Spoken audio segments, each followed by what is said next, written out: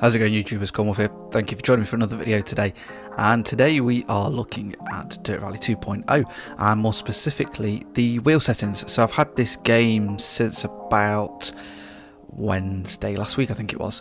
So a little bit before launch. Kosh Media were very grateful enough kind enough to send me a copy of the game early. So I've been playing with it as much as I can.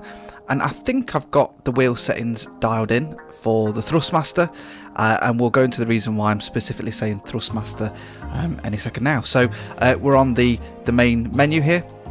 So what we're going to do is right button across. This is on the Xbox One, just for clarity.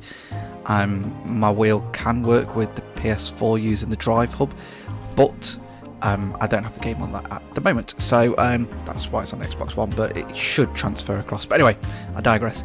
You want to go across to input, and on here, because I'm using the controller just because it's easier to record the video that way, but we have got the steering wheel there, and it is set as the primary device. So we're just going to click A on that, and first up we have got the settings for the key bindings, input bindings.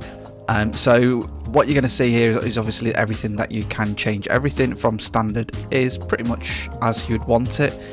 I'm unsure whether I'm going to change my clutch to the handbrake or not, but it's just set up as standard for now.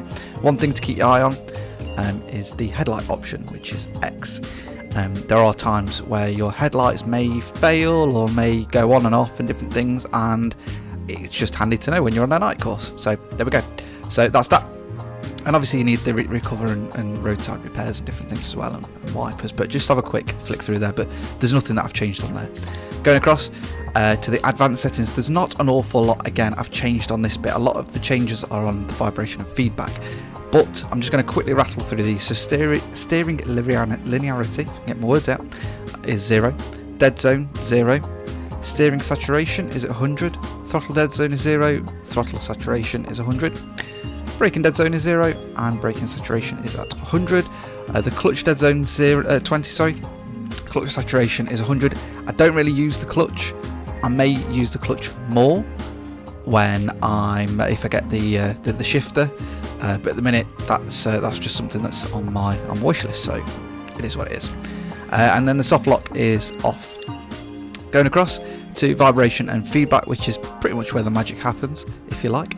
So obviously we've got that turned on. Self-aligning torque we've got to 85% or 85, whatever. Suspension at 70. The tyre, slip and engine I cannot change. And obviously soft lock, as you can see there, I can skip past that because we've not got that on. Now, interestingly, with the tyre, slip and engine, I've noticed that some other wheels do have different options. So Matt over at Code at Moments has done something on the Code at Moments website for the Thrustmaster wheel, sorry, the Logitech wheel. And I had a quick look through his because he got the game a little bit before me, and I just thought I'll just see what settings he's got. And interestingly, he has settings that I have. He has settings that I don't have, and I have settings that he doesn't have in terms of feedback. And it's the first time I've seen that split in wheels, which is bizarre.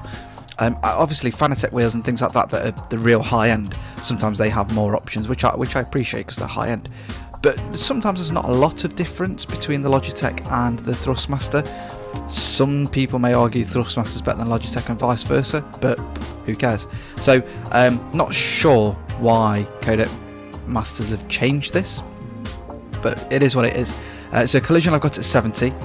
Steering centre force I've got on, and then that's just at 100, which I think is default, but I'm not sure. Some of these are very, very subtle tweaks, but it works for me. I've put quite a few hours into rallycross and doing some of the rallies and things, and it works for me. It may not work for you.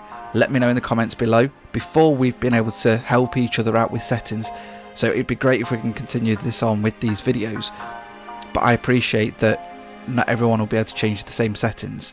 If I had all the wheels and I had a cupboard full of wheels and different things, I'd do one for each wheel, and just to see what the differences are. But unfortunately, I just have the Thrustmaster TX.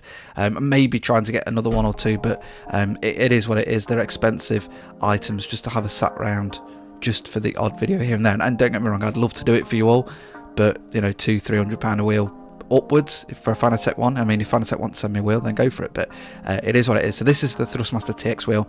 I've got the T3 PA Pro pedals, just for clarity and just so everyone knows what I'm using. But this is what works.